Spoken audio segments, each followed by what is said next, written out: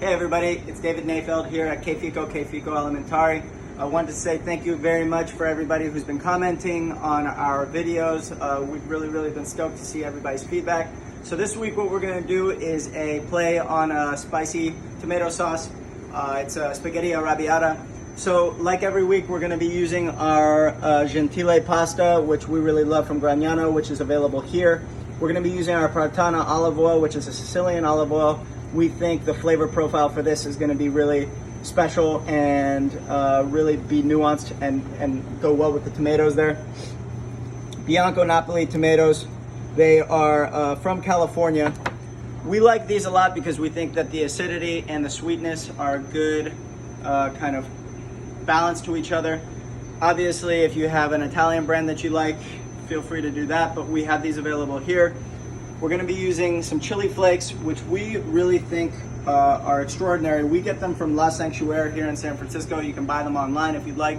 Just remember, chili flakes are one of those things that they're not going to last forever. A lot of people keep the same jar of chili flakes in their cupboard for 6 months to a year.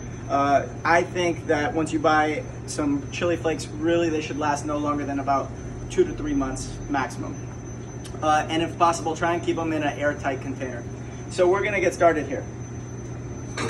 First thing we're going to do is take our pan, put it on some medium heat, and we're going to add a good amount of olive oil to the base there.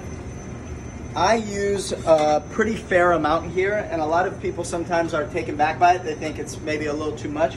I think what it does is it integrates really well with the pasta, and it creates this mouthfeel, this luxurious kind of slurp when you're having the pasta, and I think that it carries the flavor of the garlic and the chili flakes quite well. So obviously, if you are, super worried about the amount, you can do less, but that's the amount I like.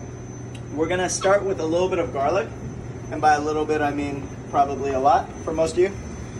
And we don't crush our garlic here before we slice it. We try and slice it after peeling each individual clove and making sure that we have a sharp knife. Reason that being is because when you crush it, you're gonna kind of smash out a lot of those essential oils and juices, and you're gonna get a much more pungent flavor than what we like here. So here, that's our pasta getting started. So here we're using a 100-gram portion of pasta that we're gonna drop in the salted boiling water, always salty like the sea. We're gonna be cooking it, it says 12 minutes on the bag, so that means we're gonna be cooking it for about roughly 10 minutes and then pulling out and cooking the rest in the pan. So big key here is we're not gonna be browning the garlic because that's gonna have a more robust flavor profile than what we want here. What we want is a lighter, sweeter flavor. We're gonna be using chili flakes at this point, toasting with that, being careful really not to burn the chili flakes, because once you burn the chili flakes, in my mind, the pasta's dead. It's gonna have this really kind of gross flavor to it. So I like to toast it very lightly. You're gonna automatically get all of those fruit forward smells of the chili flake, of the garlic, and this is the perfect time to add the pomodoro. Now our pomodoro here has a little bit of garlic and a little bit of basil in it.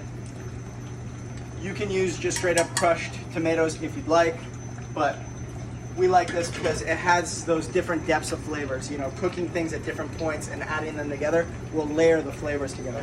So we're going to, at this point, turn up the heat a little bit, and we're gonna be staining that olive oil. You're gonna see a ring of olive oil around there, and it's gonna start to get a reddish tinge to it from the tomatoes, from the chili flakes, and that's gonna be what carries a lot of the flavor into the pasta and what's gonna stain the pasta. You guys hear me a lot of times say stain the pasta. What does that mean?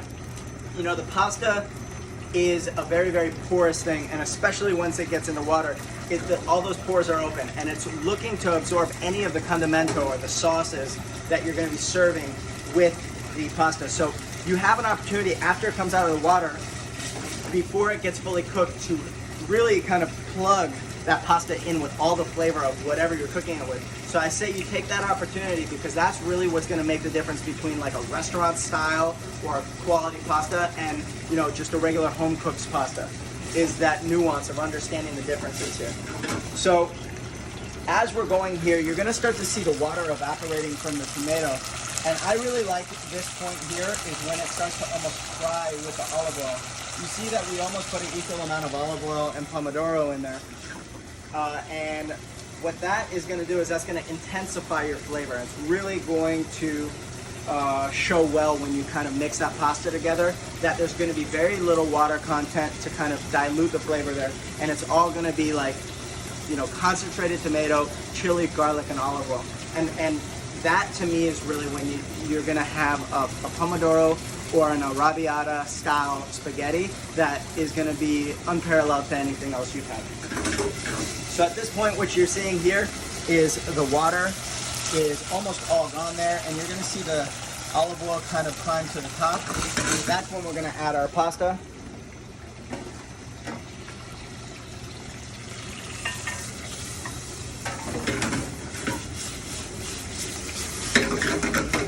And like almost like every other pasta we make here, we're going to be cooking it in the pan for at least a minute or so, if not longer, depending on what the style of pasta is.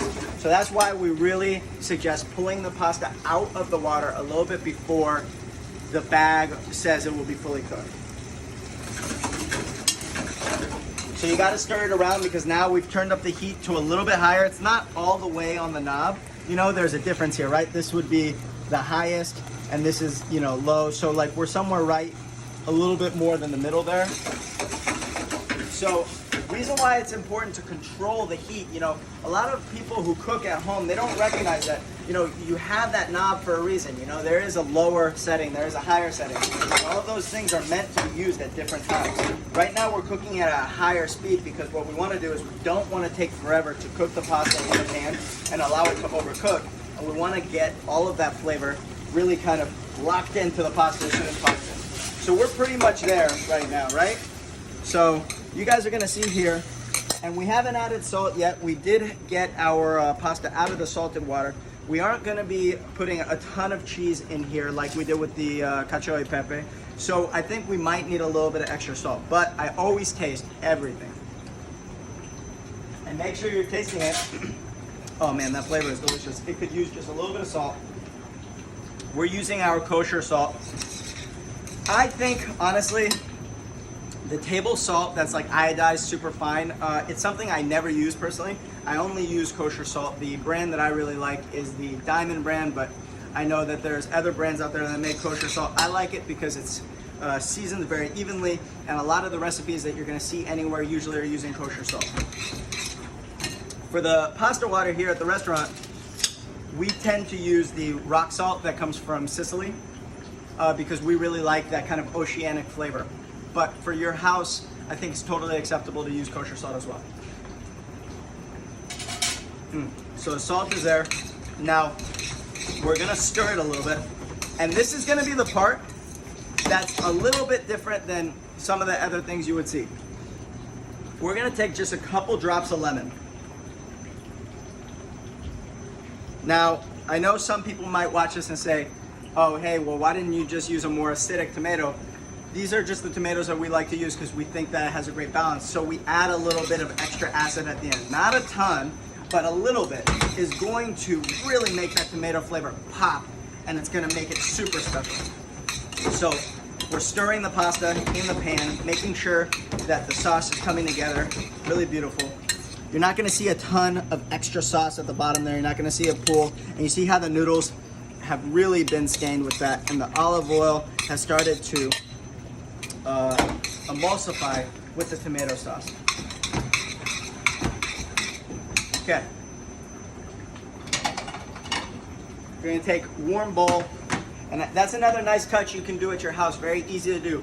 Warm your plates before you put your food on it. That way your food stays nice and warm when you serve it to your family or your guests. Stirring, stirring, stirring. Always remember, stir your pasta.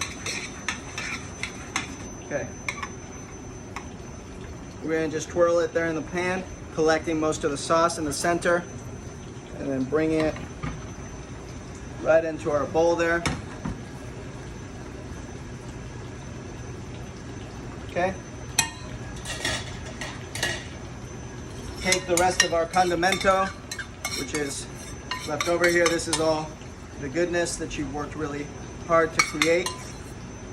Get it right on your pasta. Now, I use olive oil in different stages of the cooking, just like I use salt in different stages. The olive oil that you put at the bottom of the pan, that's gonna have a beautiful kind of round flavor that gets cooked in with the pasta. But there's no substitute for very fresh olive oil right over the top, which is gonna be the nuanced flavor. We're gonna use pecorino romano here over the top. I try not to use too much because I don't want that to completely erase the flavor of the tomato.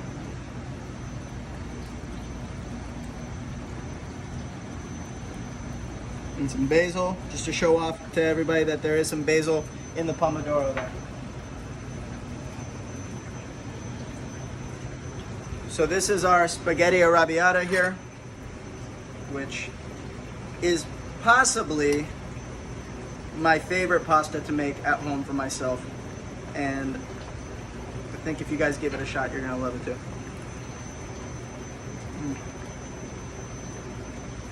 Super good. See, the pasta is cooked just right. It has that kind of toothsomeness that you look for.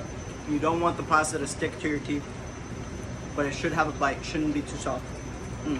The heat is just round and it's humming. It's not like choking me or making me cough or anything. I think this is, my idea of perfection. Hope you guys enjoy. See you next week.